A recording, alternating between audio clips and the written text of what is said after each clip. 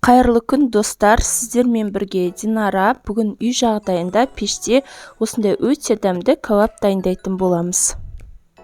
Егер сіз ешқашан пеште кәуап пісіріп көрмеген болсаңыз, онда осы рецептпен жасауды кеңес беремін. Өте оңай және тез жасалынады, ал дәмі тіл үйіреді. Ет өте жұмсақ, былайша айтқанда сочный болып шығады. Шанышқының көмегімен оңай бөлініп тұр. Мангалда піскен кәуаптардан еш кем емес, керісінше өте дәмді болып шығады. Ең алдымен каналға тіркеліп, колокольчикті басып, лайк басуды ұмытпаңыздар. Мен 500 грамм тауықтың санын алдым.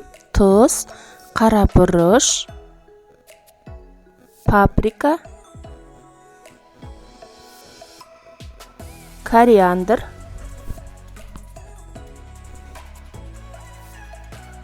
жиырма проценттік қаймақ,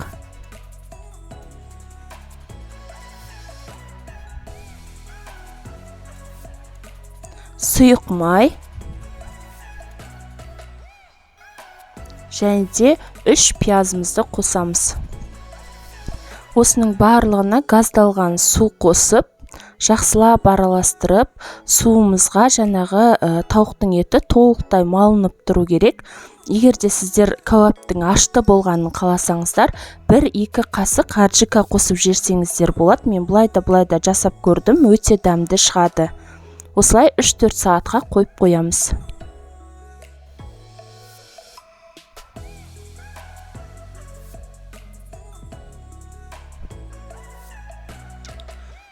Үш-төрт сағатымыз өтті. Менде грильницаға дайындалып жатырмын осындай.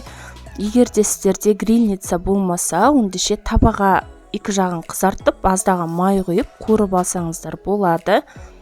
Мен осылай барлығын жайып, бетін жауып, 5-10 минут ұстаймын да, одан кейін духовкаға жіберемін.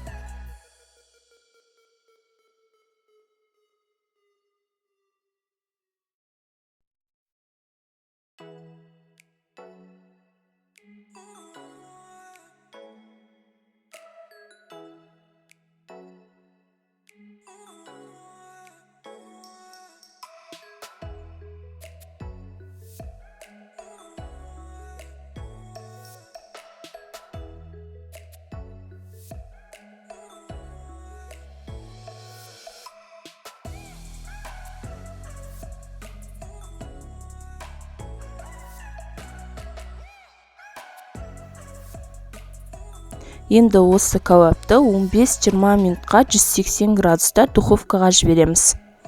Енді пиязымызды дайындаймыз. Пияздың үстіне мен паприка сеуіп, жақсылап араластырып ұсындым.